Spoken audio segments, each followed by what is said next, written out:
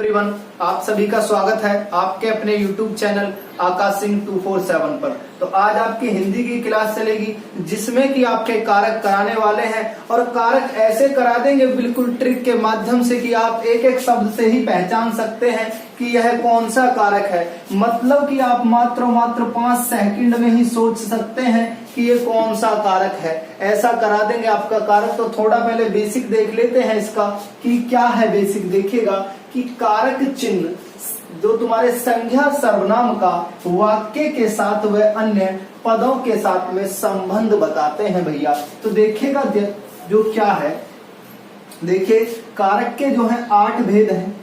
कारक के भेद कितने हैं भैया? तो कारक के भेद हैं 8। पहला क्वेश्चन यहीं से पूछेगा, पूछ ले कि कारक के भेद कितने हैं? 8 हैं। कौन कौन से हैं और उनके विभक्ति चिन्ह भी देखते हैं कि चिन्ह कौन से हैं। देखिएगा नंबर 1 पर है कर्ता ने। नंबर 2 पर है कर्म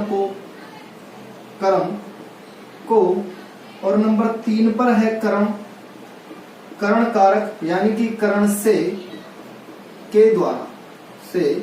के द्वारा और देखिएगा नंबर 4 में है संप्रदान को के लिए और देखिएगा नंबर 5 में है अपादान से और देखिएगा नंबर 6 में है संबंध कारक। संबंध में है का है, की है, के है, ना है, नी है, ने है और देखिएगा नंबर 7 में है भैया अधिकरण कारक। कौन सा है? अधिकरण कारक है जिसमें कि आपके मैं और पर आपके विभक्ति चिन्ह है और नंबर 8 में है आपका संबोधन। क्या है? संबोधन कारक में है आपका हे और अरे। इस प्रकार से आपके चिन्ह आएंगे हे और अरे। तो ये है आपके कारक के 8 भेद। पहले आप ये सब नोट कर लीजिए अपनी बुक में और चलते हैं आगे एक एक को करके, यानी कि जो करते हैं डिफाइन। ठीक है भैया, तो थोड़ा मिटा देते हैं अब ये, आप लिख लीजिए इन्हें और चलते हैं आगे।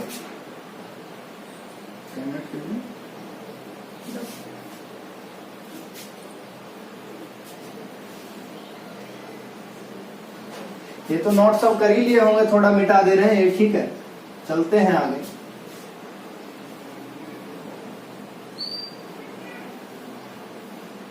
ये देखिएगा पहला हमारा क्या था? कर्ता। पहला था हमारा कर्ता ने। तो देखिएगा इसकी हम पहचान क्या करेंगे कि देखिए जो क्रिया करने का बोध कराता है, जो क्रिया करने का बोध कराता है उसे कर्ता कहते हैं। और देखिए इसका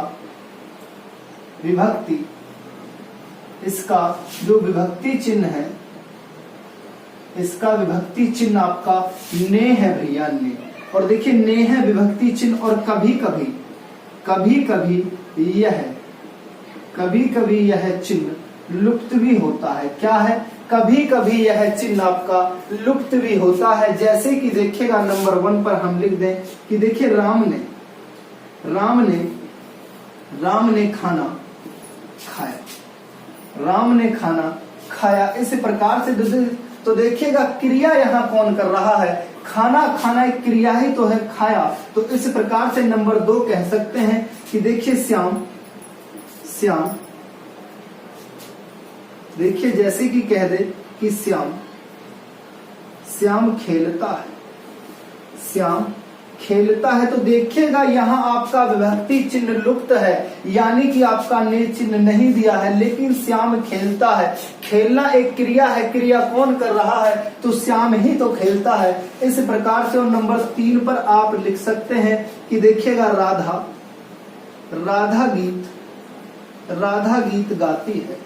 इस प्रकार से ये आपके क्या है भैया? ये आपके कर्ता कारक के उदाहरण हैं। तो आप ये सब नोट कर सकते हैं। तो चलते हैं नंबर 2 की तरफ, यानी कि कर्म कारक। ठीक है भैया।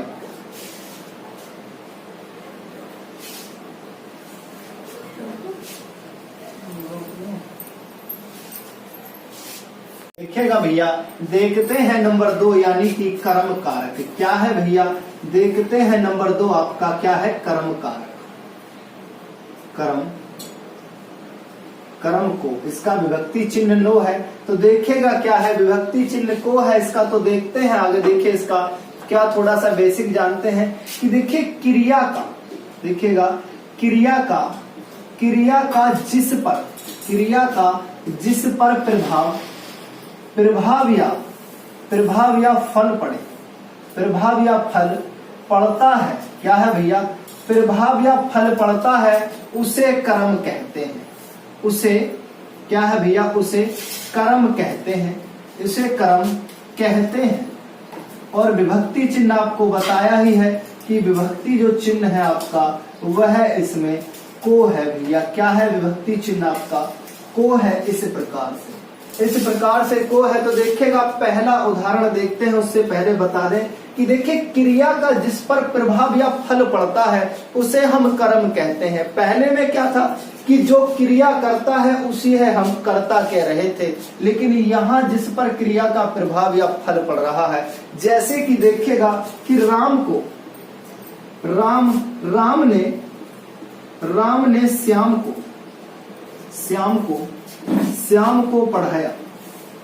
राम ने श्याम को पढ़ाया। देखिए राम ने श्याम को पढ़ाया। पढ़ाना क्या है कि क्रिया है, लेकिन क्रिया का प्रभाव या फल किस पर पड़ रहा है, किसको पढ़ाया, और देखिएगा श्याम को पढ़ाया, इसलिए यह इसमें क्या है आपका कर्म कारक है। या फिर देखिए नंबर 2 पर देख सकते हैं कि देखिए माँ ने बच्चे को दूध पिलाया। क्या है भैया, दूध पिलाया। माँ ने बच्चे को दूध पिलाया। तो देखिए दूध पिलाना क्या है कि क्रिया है, लेकिन क्रिया का प्रभाव किस पर पड़ रहा है, बच्चे को पिलाया। इस प्रकार से आप समझ सकते हैं कि आपका क्या है, कर्म कारक है। तो चलते हैं देखिएगा नंबर 3 की तरफ। आप ये अपनी नोटबुक में नोट करते रहें।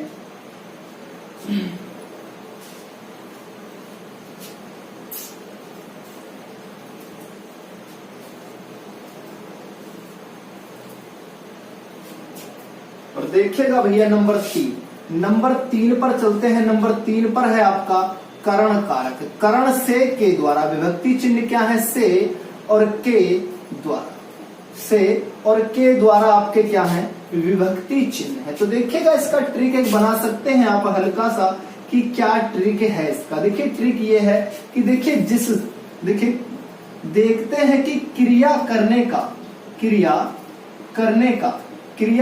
का साधन क्या है। क्रिया करने का साधन क्या है, देखिए जो भी क्रिया करने का साधन होगा वही आपका करण कारक होगा। जैसे कि देखिए क्या है, जैसे कि देखिए राम ने रावण को बाण से मारा।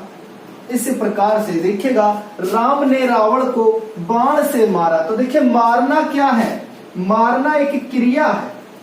मारना क्या है कि क्रिया है। देखिए मारा किससे है, बाण से मारा है, मतलब क्रिया करने का साधन क्या है, तो वो हमारा बाण है।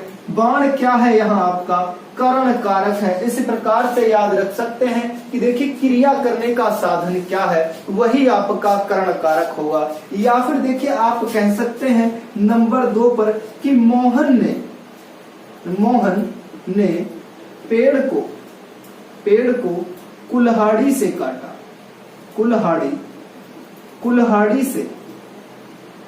से काटा। इस प्रकार से देख सकते हैं। तो देखिएगा मोहन ने पेड़ को कुल्हाड़ी से काटा। तो देखिए काटना क्या है, एक क्रिया है, और किससे काटा, मतलब जो है क्रिया करने का साधन क्या है आपका, क्या है, कुल्हाड़ी है। तो कुल्हाड़ी ही क्या है आपका इसमें करण कारक है। आगे भी देखना चाहे तो देखना चाह सकते हैं। मोहन ने कर्ता ने, कर्म को, और देखिएगा यहाँ आपका विभक्ति चिन्ह भी दे रखा है कि से और के द्वारा ही होगा। लेकिन अगर जो चिन्ह भी काम ना करें, क्योंकि कहीं कहीं पर दोनों में चिन्ह सेम दे देगा, तो आप इस माध्यम से पता लगा सकते हैं कि क्रिया करने का साधन क्या है इसमें, तो आपका कुल्हाड़ी है। तो भैया बिल्कुल आप ये याद रख सकते हैं। ऐसे आगे देखते हैं कि क्या होगा भैया, चलने दो।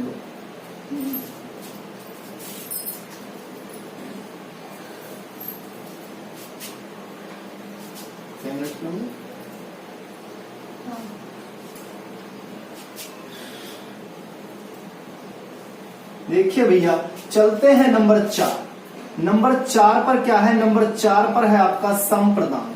संप्रदान कारक में क्या है, देखिए संप्रदान में है को के लिए, क्या है को के लिए। इसके जो विभक्ति चिन्ह है आपके को और के लिए है। देखिएगा इसका ट्रिक है, संप्रदान का क्या ट्रिक है, अगर जो आप चिन्हों से नहीं पता लगा सकते तो एक ट्रिक है हल्की सी कि क्या है कि देखिए इसमें दान, दान देने का भाव प्रकट होता है, भाव प्रकट होता है, या फिर हम दान देते हैं इसमें, तो याद रखेंगे कि इसमें दान देने का भाव प्रकट होता है। जैसे कि आप नंबर 1 पर रख सकते हैं कि देखिए राम ने, या फिर आप कह सकते हैं कि देखिए मोहन ने श्याम को रुपए दिए। तो देखिए कुछ देने का ही भाव है, या तो आप दान भी कह सकते हैं, या फिर इसमें देने का भाव प्रकट होता है, इसमें देने का भाव प्रकट होता है। जैसे कि देखिए मोहन ने श्याम को रुपए दिए, तो कुछ दिया है ना। या फिर आप कह सकते हैं नंबर 2 कि देखिएगा क्या है कि मालिक नौकर को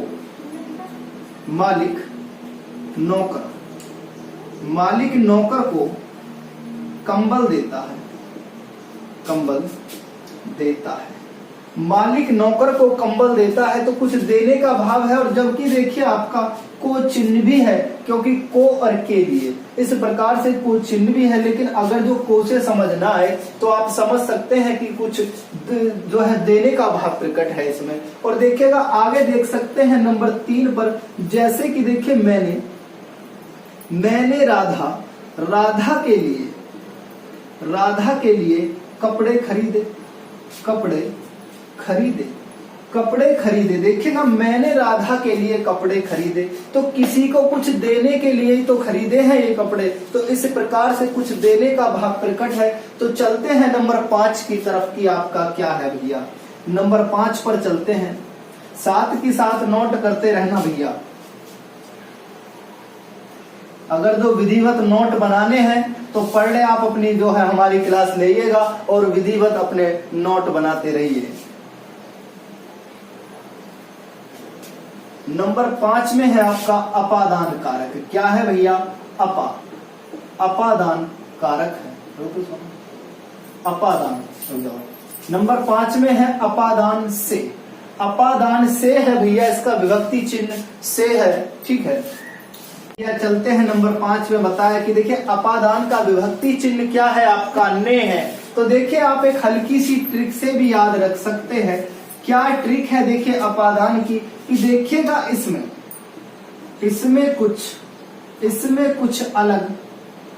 कुछ अलग होने का भाव प्रकट होता है। क्या है भैया, अलग होने का भाव प्रकट होता है, मतलब किसी से कुछ चीज अलग हो रही होती है। जैसे कि देखिएगा नंबर 1 पर है, जैसे कि पेड़ से पत्ता गिरा, तो देखिएगा पेड़ से आपके पत्ते का अलग होने का भाव प्रकट है कि पेड़ से पत्ता गिरा। और देखिए नंबर 2 पर आप कह सकते हैं कि देखिए राधा श्याम से सुंदर है। तो देखिएगा भैया सुंदरता के माध्यम से राधा को श्याम से अलग किया जा रहा है। तो बताइएगा इसमें अलग होने का भाव प्रकट है या नहीं। इस प्रकार से याद रख सकते हैं, अगर जो विभक्ति चिन्हों से याद ना रहे, ठीक है भैया। तो देखिएगा चलते हैं नंबर 6 की तरफ, कि नंबर 6 में क्या है आपका,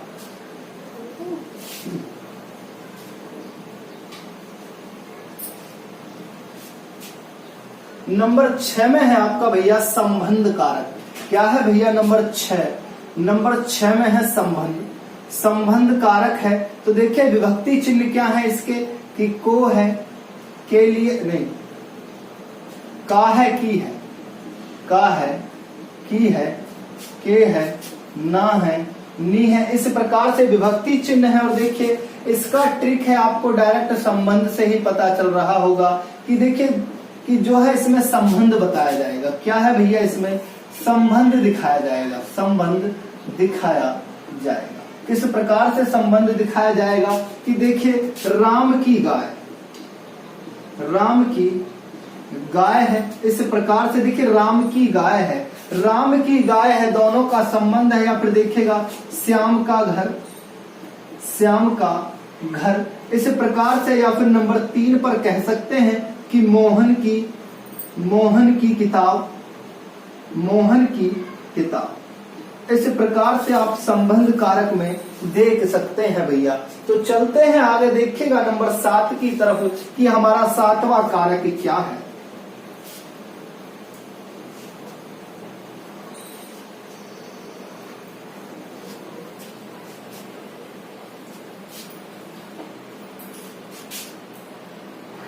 नंबर 7 देखिएगा, नंबर 7 में है आपका अधिकरण कारक। क्या है भैया? अधिकरण कारक। और देखिए इसके विभक्ति चिन्ह क्या है? इसके विभक्ति चिन्ह है मैं और पर। क्या है? विभक्ति चिन्ह मैं और पर है। और देखिएगा इसका ट्रिक क्या है? इसका ट्रिक है कि देखिए इसमें समय, इसमें समय के बारे में बात की जाती है, बात की जाती है भैया। इसमें क्या है कि इसमें समय के बारे में बात की जाती है। आपके विभक्ति चिन्ह तो होंगे ही, लेकिन साथ में आप याद रख सकते हैं जहां विभक्ति चिन्ह लुप्त हो कि इसमें समय के बारे में बात की जाती है भैया। ठीक है, तो देखते हैं नंबर 1 पर क्या है। देखिएगा नंबर 1 पर जैसे कि आप कह सकते हैं कि पेड़ पर बैठो, पेड़ पर बैठो, इस प्रकार से कह सकते हैं पेड़ पर बैठो। देखिए पर आ गया आपका, क्या है? पर चिन्ह दे रखा है। और देखिए जैसे कि नंबर 2 में कह दे भैया, जैसे कि नंबर 2 में कह दे कि देखिए कि श्याम अगले साल में आएगा, या फिर श्याम अगले साल आएगा। इस प्रकार से आप कह सकते हैं कि देखिए श्याम अगले साल आएगा। यहाँ तो आपका विभक्ति चिन्ह भी लुप्त है, तो आप कैसे पता करेंगे कि आपका ये जो है अधिकरण कारक ही है? तो देखिए श्याम अगले साल, मतलब अगले साल एक समय ही तो है कि अगले साल में, तो इस प्रकार से भी आप याद रख सकते हैं। ठीक है, या फिर देखिए पेड़ पर बैठो, या फिर देखिए और है नंबर 3 में आप कह सकते हैं कि मुख्य अतिथि के सम्मान में यह आयोजन किया गया। इस प्रकार से मुख्य अतिथि के सम्मान में यह आयोजन किया गया। देखिएगा मुख्य अतिथि कौन होता है? जो बिना समय के आ जाए उसे हम मुख्य अतिथि कहते हैं। और देखिए आपका में चिन्ह भी तो दे रखा है, इस प्रकार से आप याद रख सकते हैं। तो देखते हैं नंबर 8 आपका क्या है। नंबर 8 कारक,